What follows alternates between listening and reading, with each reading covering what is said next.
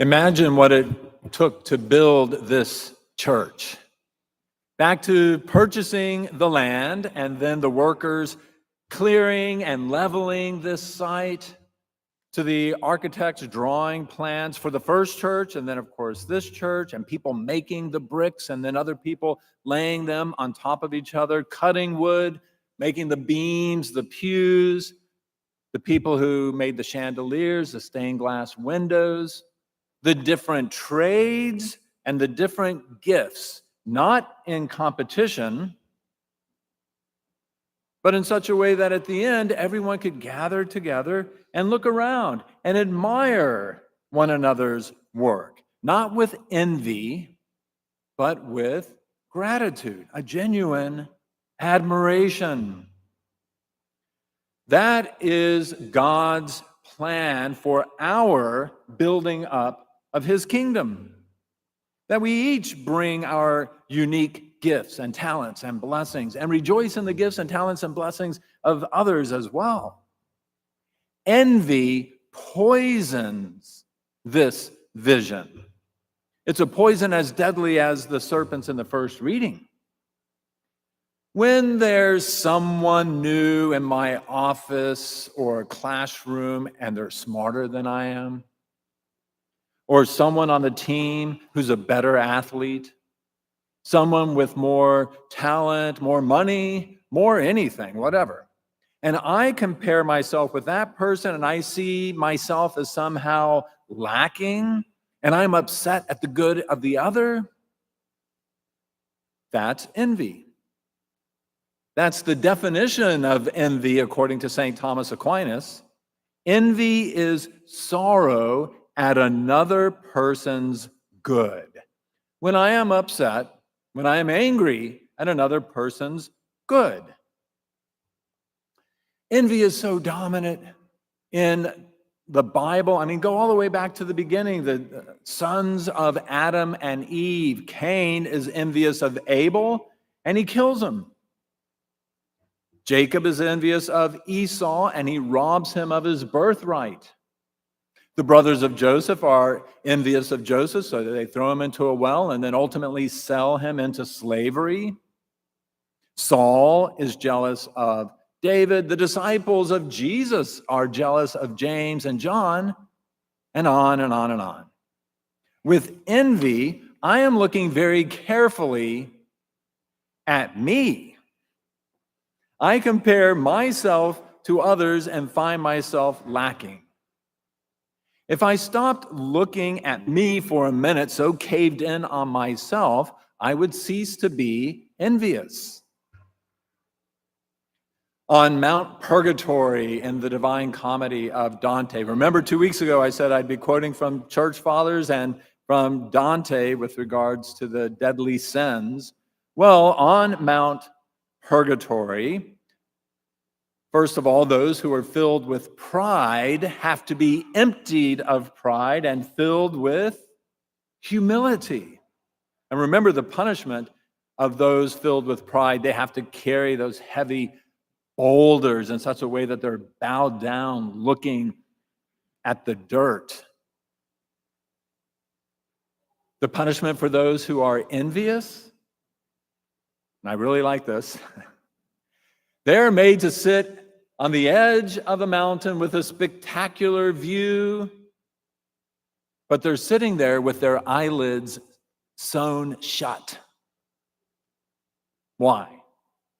Because throughout their life, they would just look around at others and compare themselves with others without even really seeing who they were. They were comparing, they're judgmental, jealous, not content with their own gifts and possessions and talents, etc. The wanting more, always wanting more.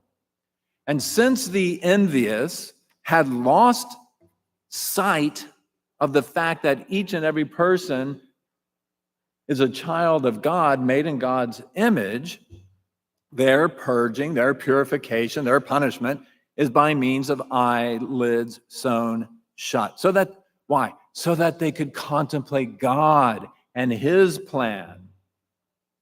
By not seeing others as children of God during life, They cannot yet see God after life. We've just seen a dark instance of envy turned deadly with the assassination of Charlie Kirk. A young man took a life, targeting someone not simply for what he said, but for what he represented. Envy, not merely of his words, but of his influence, his voice, his platform. And when envy becomes action, it destroys.